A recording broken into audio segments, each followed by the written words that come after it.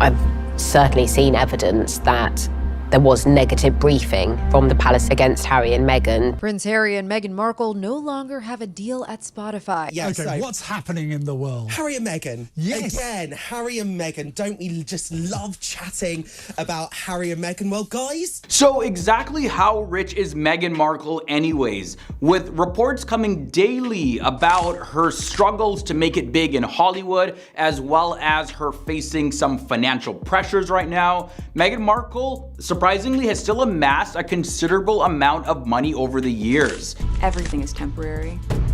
It's over. Harry and Meghan's estimated $25 million podcast deal canceled after less than a year. First up, let's talk about her earnings from Suits. Among her most notable acting roles was her portrayal of Rachel Zane in the TV series Suits, and she portrayed that character from season 1 to season 7. Hi, I'm Rachel Zane. I'll be giving you your orientation.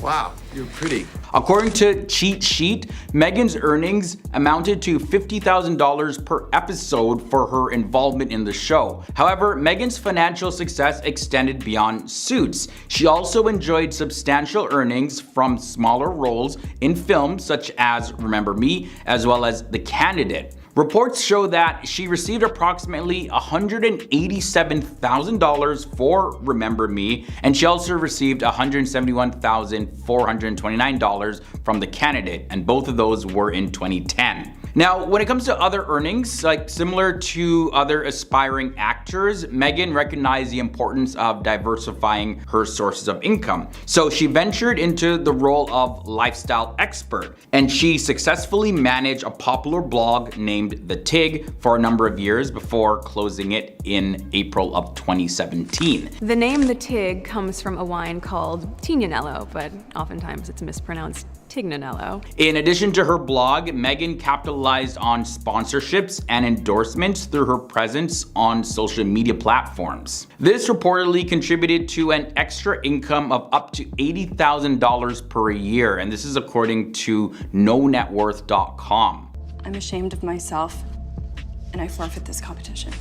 Now, from there, when it comes to Meghan Markle's earnings and her net worth, we also have to factor in Prince Harry's income and net worth before and after marriage. According to the BBC, the major portion of Prince Harry's income, accounting for 95%, was derived from his father, King Charles III, who managed the Duchy of Cornwall, which is a comprehensive portfolio of financial investments and property holdings that yielded £21.6 million, which is approximately $29.8 million in revenue, and that was just during 2019 alone. Due to failing to meet the productivity benchmarks. Lazy.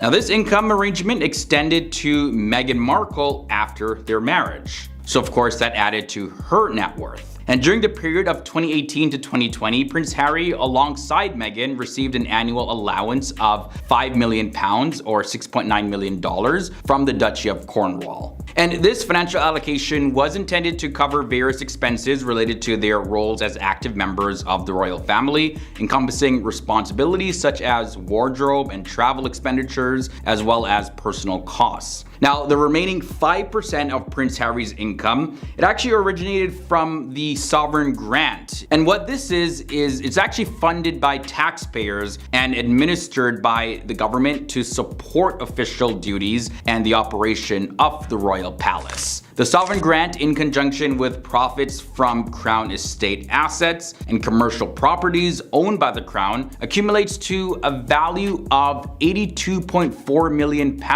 which is $114 million. However, after Meghan and Harry left the royal family, they no longer took money from income streams like the sovereign grant. And when we look at them combined as a couple, both Meghan Markle and Prince Harry have a total net worth of $60 million. And this is according to CelebrityNetWorth.com. This valuation encompasses the earnings that Meghan earned from her acting career and various other sources of income, both before and after her time in the royal family. Also, according to Forbes, Meghan and Harry accumulated a nest egg of approximately $5 million as they embarked on repaying the sovereign grant that they received received, as well as purchasing their $14.7 million residence in Montecito. Harry and Meghan also had a deal with Spotify, and this deal was originally $20 million to produce their podcast called Archetypes. The announcement comes just 2 weeks after Spotify said that it had to cut 200 jobs within its podcast unit. However, she and Harry didn't make enough content to warrant being paid the full amount, and the deal was canceled. And there's no reports on the amount of money that they received for the work that they did in that deal. Either way, another revenue stream was Meghan and Harry's Netflix deal back in 2020. They entered into a partnership with Netflix, securing a contract worth $100 million. And in addition to their hit docuseries titled Harry and Meghan that they released for Netflix, this Netflix collaboration will involve the creation of a diverse range of content encompassing documentaries, children's programs, as well as other docuseries and scripted programs. In addition to this, Harry and Meghan, they also signed an agreement with Harry Walker Agency in June of 2020, outlining their participation in speaking engagements, with each speech potentially earning them around $1 million. Harry had also received a $20 million advance from Penguin Random House for his memoir Spare that was published in 2023, and this further contributed significantly to their overall net worth. Meghan Markle has officially joined WME, which is a global talent agency that has people like Oprah and Keanu Reeves as clients. Meghan has signed with global entertainment agency WME, announcing the news via their Instagram. This agency expressed honor in representing Meghan Markle and declared that it will concentrate on expanding her business ventures through various sectors of the agency and its wider network, such as film and television production, as well as brand partnerships. One of the most powerful talent, branding, IP agents in Hollywood. They can get you acting roles, but if you're a filmmaker like she and Harry now are with Archie Wells, she can get productions and opportunities in making films and television dramas and documentaries. Another thing to note is that Archewell, which is an organization that was established by Meghan Markle and Prince Harry, is also signed with WME. This whole announcement actually follows the royal couple's decision 3 years ago to step down from royal duties and permanently reside in California. Currently though, Prince Harry and Meghan Markle still officially hold the titles of Duke and Duchess of Sussex. People are a little bit angry about that. It's like, you step down from royal duties, why are you still holding on to the titles? Why not renounce your titles as Duke and Duchess?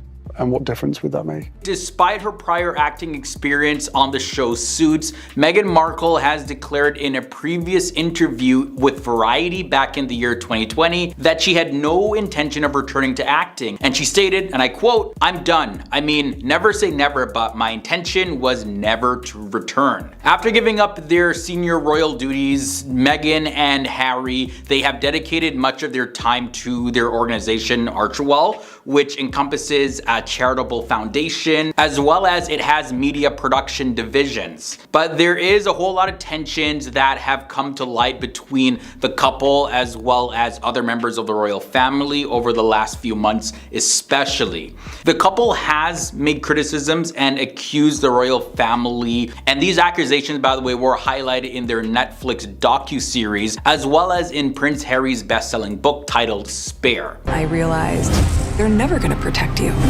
It's about hatred. It's about race. It's a dirty game. Also, their spokesperson had said that Meghan Markle is not going to be attending King Charles's coronation on May 6th and would instead remain in California for her son's birthday. However, Prince Harry is going to be attending the coronation. The reason she's staying behind is to be with the kids on Coronation Day. So, of course, as you can imagine, this has escalated tensions between the couple and the rest of the royal family. But what might be next for Meghan Markle in the future? Given her background and experience as an actress, this would be a natural fit for her going forward. However, there was an article in the Hollywood Reporter that said that Meghan Markle is not going to give priority to acting anymore in this stage of her life. This does raise some questions though as to whether she's considering potentially having her own talk show even. She's going to be representing brands, so of course we may see her in commercials and on billboards as well. And there's definitely no doubt that she'll probably pick up some acting roles here and there. It's just not going to be her main focus though. Meghan and Harry of course gotta do what they gotta do to ensure that they can continually support themselves and their growing family. But should they be doing so while still using their royal titles? This is how much money Meghan Markle would get if she divorced Prince Harry. Meghan Markle and Prince Harry are said to be facing the most profound crisis in their controversial marriage to date. Reports suggest that the couple's failed professional endeavors have contributed to discussions of a potential divorce. It's alleged that their projects have struggled to generate income following the passing of Queen Elizabeth II,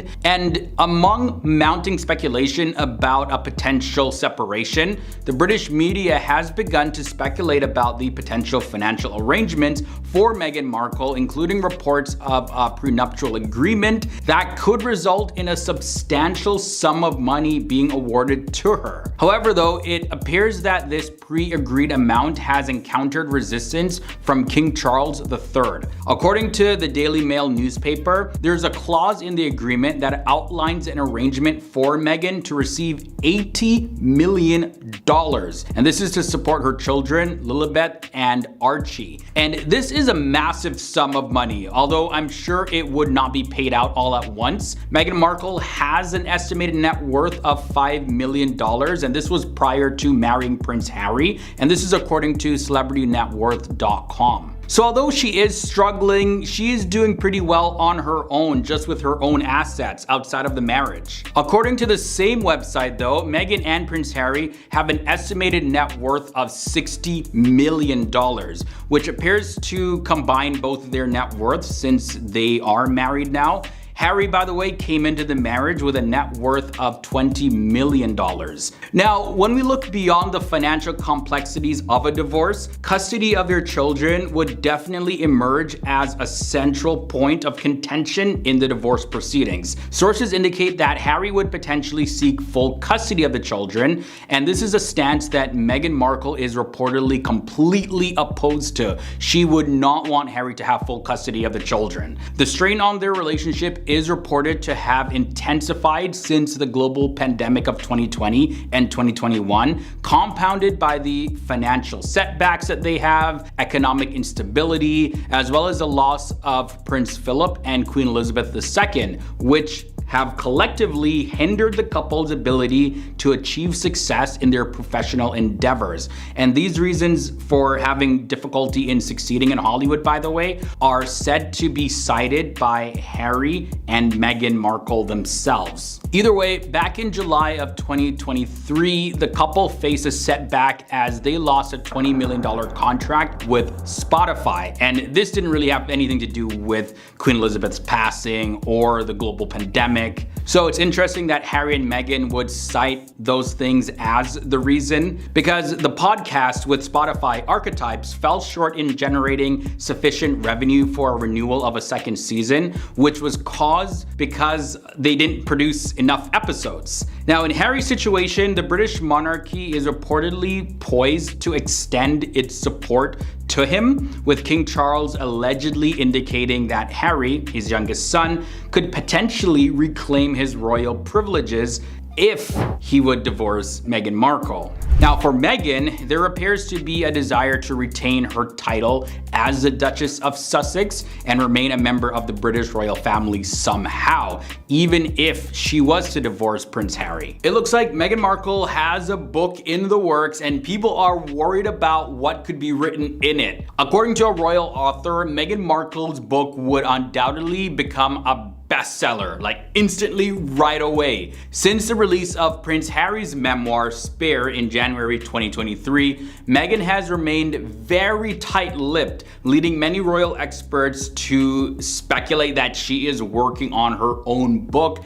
as we speak. And they have good reason for this, especially considering the success of Prince Harry's book. I've heard a lot about it on social media. There's been a lot of, it seems very dramatic, and there's a lot of tea, as I'd like to say. Even though many people disagreed with what was said in the book, well, it's still sold. People still bought it, which generated millions of dollars in revenue. And that's definitely something that Meghan and Harry need right now. They need sources of income coming in. Royal author Christopher Anderson believes that the Duchess of Sussex, Meghan Markle, will capitalize on her current position, especially considering the criticism the royal couple is facing right now. He shared with Us Weekly publication his insights, and this is what he had to say.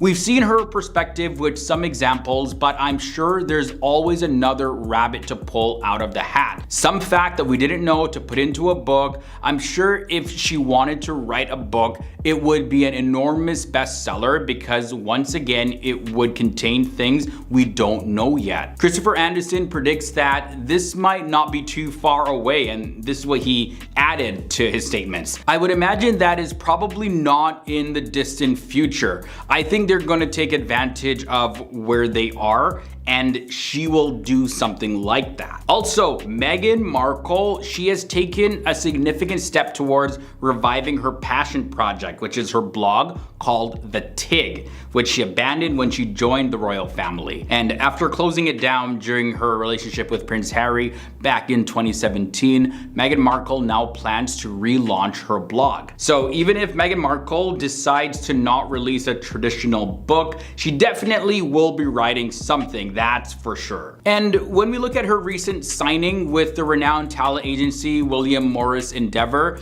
this suggests that Meghan is actively cultivating her personal brand. And this is according to Us Weekly's royal commentator, Christine Ross. This is what Christine Ross had to say in her own words about this. This just rings to me that the Tig is on its way back. This sort of representation helps facilitate brand deals. This is definitely a huge step forward in Meghan's brand. This is definitely Meghan creating herself as a brand. I suspect that the Tig is on its way back to our internet screens. After that, Tina Brown's co-host Christina Garibaldi chimed in by saying this: the Tig, probably book deals, we'll probably see a lot going on with Meghan in the next few months, maybe years. Then, according to some reports, they say that the royal family is very careful that they do not have a repeat of Prince Harry's release of his book Spare that he released in January 2023. Like in the memoir, Harry shared some insights about life within the royal family after he met Meghan and after he stepped down, all of that stuff. And author Christopher Anderson, he suggests that the royal family is particularly focused on observing Prince George's relationship with his younger siblings, Princess Charlotte and Princess Louis. These, by the way, are children of Prince William and Kate Middleton. And this is what Christopher Anderson had to say about this. The royal family does not want another kid writing a book, another edition of Spare.